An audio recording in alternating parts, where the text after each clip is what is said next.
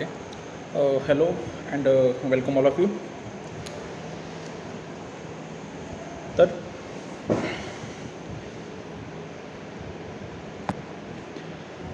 तर आपण मागच्या वर्षी म्हणजेच तुमच्या LLB फर्स्ट इयरला IPC विषय शिकून घेतला.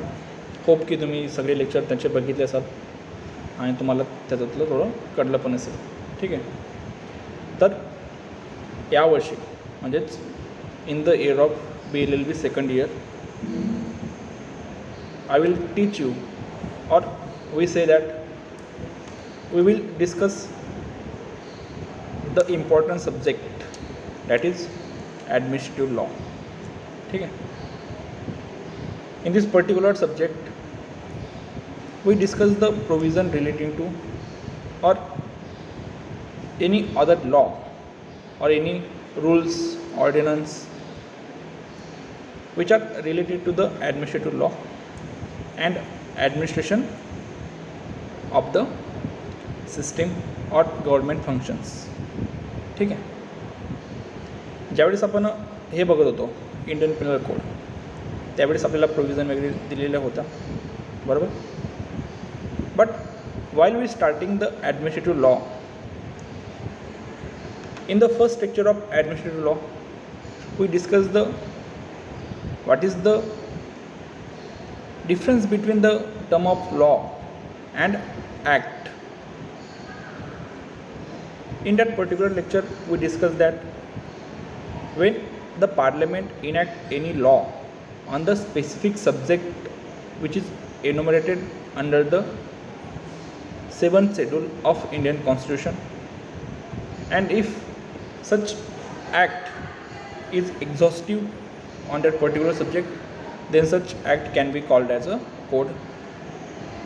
But the evolution of law, the law means the administrative law, is not evolved from the act which is passed by the parliament. We say that, in other words, it is a blend. Blend means it is a mixture of the law, various law enacted by the parliament, as well as the decision given by the higher authorities, any president, ठीक है, or any customs of the administration, and from there the administrative law is evolved. ठीक है. As like administrative law, the international law also evolved from the same procedure. There is no one particular law. We said that how the international law can be operated or how international law is evolved. The evolution of administrative law by the time and by the development of society. ठीक आहे. तर जे administrative law आहे, तर असं काही एखाद्या particular एखाद्या ॲक्टद्वारे किंवा एखाद्या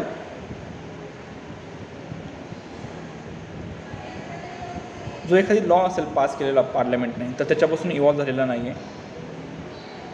तर असे काहीतरी व्हॅरियस कस्टम असतील, बाकीचे काही लॉ असतील, काही पॉलिसीज असतील, तर या सगळ्यांमधून काय झालं आहे, तर ॲडमिनिस्ट्रेटिव्ह लॉ काय झाला आहे, इव्हॉल्व झालेला आहे. ठीक आहे.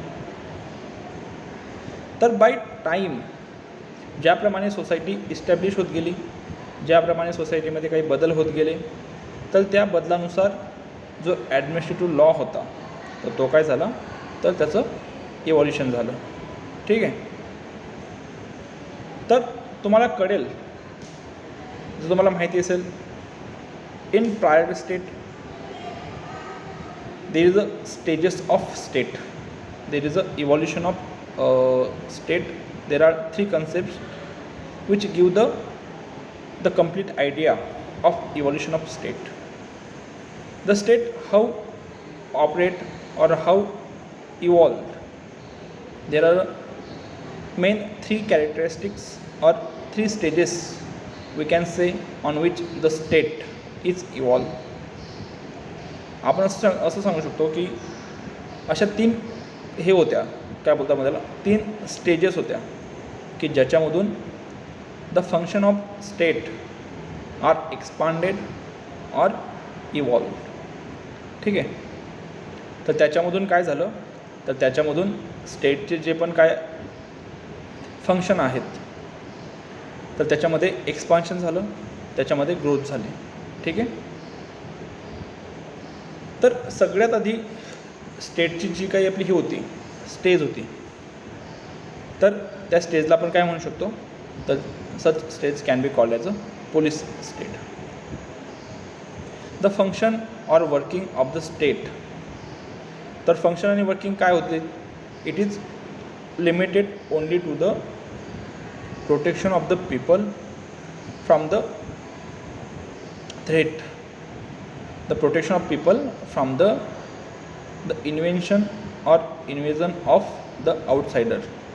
एखाद्या परकीय सत्तेपासून the people of state shall be protected by the state. बरोबर. त्याच्यासाठी स्टेटने काय केलं, आर्मी वगैरे डेव्हलप केली, और जर पोलीस जी व्यवस्था होती तर ती काय झाली, इव्हॉल्व झाली. आणि बिकॉज ऑफ सच पोलीस और such army the work of protection of the people of the state can be carried by the state. बरोबर. तर त्यावेळेस फक्त फंक्शन काय होतं स्टेटचं, to protect the persons from the threat of outsiders. ठीक आहे. त्याच्यानंतर एक दुसरी कन्सेप्ट आली, तर स्टेटचे जे काही हे होते फंक्शन होते तर ते काय झाले, तर ते थोडे ब्रॉड झाले. बरोबर. तर याच्यामध्ये काय झालं, तर एक लेसेस फेअर म्हणून एक स्टेट झालं, LAISSEZ. त्याला लेसेस फेअर म्हणून असं हे संबोधण्यात जातं, लेसेस फेअर स्टेट. तर या स्टेटमध्ये काय होतं की जे स्टेट होतं तर ते काय करायचं, तर ते ज्या त्याचे पीपल्स आहेत तर त्यांना व्हॅरियस ज्या सर्व्हिसेस होत्या त्या प्रोव्हाइड करायचं काम करायचं. पण लेसेस फेअर स्टेटमध्ये काय होतं की या स्टेटमध्ये दोन लोकांमध्ये जे पण काही संबंध येत आहेत, इकॉनॉमिकल म्हणा किंवा कॉन्ट्रॅक्च्युअल म्हणा, तर त्याच्यामध्ये स्टेट काय करायचं, तर त्याच्याचमध्ये स्टेटला कोणतीही पॉवर नव्हती किंवा स्टेट त्याच्यामध्ये इंटरफिअर करायचं नाही. बरोबर. फॉर एक्झाम्पल समजा आता दोन व्यक्ती असतील, आता समजा एम्प्लॉयर आणि एम्प्लॉई. ठीक आहे. तर एम्प्लॉयर आणि एम्प्लॉई यांच्यामध्ये जे काही संबंध आहेत तर ते कसे चालायचे, तर ते त्यांच्या पद्धतीनुसार चालायचे. बरोबर. तर याच्यामध्ये जे स्टेट होतं तर ते याच्यामध्ये कोणत्याही प्रकारचा हस्तक्षेप करायचा नाही, तर आपण त्याला काय म्हणतो, लेसेस फेअर स्टेट. ठीक आहे. याच्यामध्ये त्यांना बाकीच्या सर्व्हिसेस वगैरे प्रोव्हाइड करायचे, पण काय व्हायचं की ज्या इकॉनॉमिकल ज्या सिच्युएशन आहेत किंवा इकॉनॉमिकल ज्या बॉन्डिंग आहेत विदिन द वन पीपल आणि बिटवीन द सेकंड पीपल, तर याच्यामध्ये स्टेटचा कोणताही काय होता, याच्यामध्ये स्टेट कोणत्याही प्रकारचं काय करायचं नाही, इंटरफिअर करायचं नाही. त्याच्यानंतर कोणतं आलं, वेलफेअर स्टेट. तर वेलफेअर स्टेट म्हणजे काय की एखाद्या त्याचा सिटिझन आहे तर त्या सिटिझनचं 360 डिग्रीने जो हे व्हायला पाहिजे, विकास व्हायला पाहिजे. बरोबर. The development of the person, तर स्टेट ते जे वर्क होतं तर ते काय करायला लागलं, कॅरीट करायला लागलं.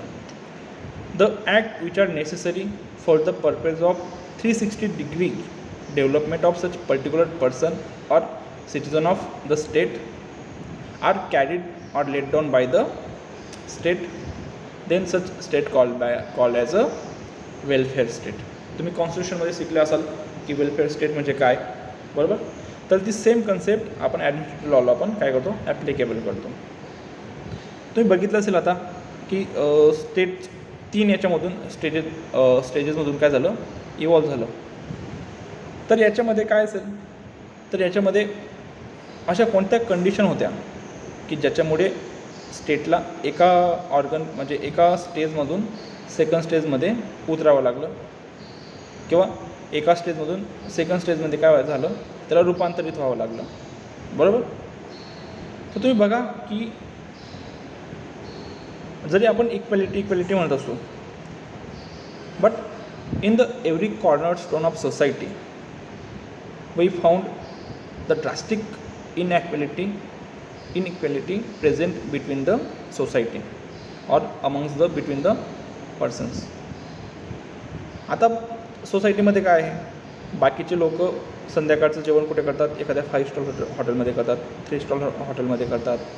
बाकी मॅकडॉनल्ड्समधून पिझ्झा मागवतील, बर्गर मागवतील, बाकीचे चायनीज असेल, नूडल्स असेल असं हे घेतात, किंवा बाकीचे एक प्रॉपर डाएट असेल त्यांच्या घरी जे जेवण बनतं आहे ते फॉलो करतात किंवा ते कन्झ्युम करतात. But at a same time काय, ॲट अ सेम टाईम अशी समाजात काही लोक आहेत की ज्यांना 2 वेळचं जेवण, एका वेळचं जेवण भेटत नसेल, संध्याकाळी ते उपाशी झोपत असतील, आठवड्यातून 3-4 वेळा जेवण भेटलंच तर ठीक, डस्टबिनमध्ये जे फेकलेले पाव आहेत त्याच्यावर दिवस गुजारा करत असतील किंवा 3-3 दिवस उपाशी पण राहत असतील. बरोबर. तर तुम्हाला इथे दिसेल की इनइक्वॅलिटी. बरोबर. बाकीचे काही लोक असतील की ज्या महागड्या गाड्या घेत आहेत, ज्यांच्याकडे मर्सिडीज असेल, ज्यांच्याकडे BMW असतील, रोल्स रॉयल्स वापरत असतील. बरोबर. आणि बाकीची दुसरी लोक आहेत की ज्यांच्या पायात त्यांना चप्पलसुद्धा नाही आहे. बरोबर. ते अनवाणी किंवा विदाऊट स्लीपर्स असतील किंवा सँडल असतील, तर त्यांच्याकडे ते पण असतील. पण ॲट द सेम टाईम एखादी व्यक्ती आहे की जो प्रत्येक त्याच्या ड्रेसनुसार हे वापरत असेल, काय की त्याच्याकडे भरपूर असे कपड्यांचे हे असतील, पेअर्स ऑफ क्लोथ्स असतील, पेअर्स ऑफ सँडल असतील, पेअर्स ऑफ शूज असतील. तो त्याच्या मूडनुसार, त्या दिवसानुसार, त्या फेस्टिवलनुसार अशा वेगवेगळ्या प्रकारचे चप्पल घालत असेल. पण अदर वेळेला काय की अदर माणसाला त्याला एक स्लीपर पण असतील किंवा सँडल पण असतील की जो एक नेसेसरी म्हणून वापरू शकतो. बरोबर. तर अशा काही इनइक्वॅलिटीज सोसायटीमध्ये प्रेझेंट आहेत. बरोबर. And if the state shall not take any positive act or positive action for the purpose of minimizing such inequalities, then what is the condition? बरोबर. तर what is the condition काय होऊ शकते बघा. असा व्यक्ती की ज्याला 2 वेळच्या जेवणाची पडलेली आहे, त्याला आपण सांगितलं की माझ्याकडे काम आहे, तू कामाला ये. ठीक आहे. तो काम करतोय त्याचं. अशा वेळेस काय होऊन जाईल, तुम्ही त्याला 50 रुपये द्या, 100 रुपये द्या किंवा 200 रुपये द्या, तो कोणत्याही कंडिशनला कामाला तयार राहील. तुम्ही जर त्याला 50 रुपये काय केलं, 50 रुपयावर कामाला ठेवलं आणि दिवसभर त्याच्याकडून काम करून घेतलं. बरोबर. त्या व्यक्तीची बार्गेनिंग पॉवर काय आहे, खूप कमी आहे. बरोबर. त्याला काम करणं भागच आहे, कारण त्याला संध्याकाळचं जेवणाची त्याला काय पडलेली आहे आणि समोरच्या व्यक्तीला त्याच्याकडून खूप सारं काम करून घेतो आहे. ठीक आहे. तर या ठिकाणी त्याची काय बार्गेनिंग पॉवर खूप कमी आहे. तर असं इनजस्टिस टाळण्यासाठी, for the purpose of prevention of centralising the economical resources, for the purpose of protecting the interest of the person और poor person who is not in position to bargain with the person who employed for the purpose of work. तर अशांचा interest हे करण्यासाठी it is necessary for the state to take up preventive actions or active participation for the minimizing the inequalities is very essential, or it is very necessary for the purpose of doing complete justice. बरोबर. तर अशासाठी स्टेटने काय केलं मग, तर स्टेटने काय केलं, त्याच्या कार्यकक्षा रुंदावल्या आणि अशामुळे काय झालं, तर पोलीस स्टेटचं लेजिस्फेअर स्टेटमध्ये रूपांतर झालं आणि लेजिस्फेअर स्टेटचं काय झालं, तर वेलफेअर स्टेटमध्ये रूपांतर झालं. आज तुम्ही प्रत्येक गोष्ट बघा, तर every corner of the state काय, तर एव्हरी कॉर्नर ऑफ द स्टेटमध्ये तुम्हाला स्टेटचं काय दिसेल, तुम्हाला तिथं काहीतरी सहभाग दिसेल.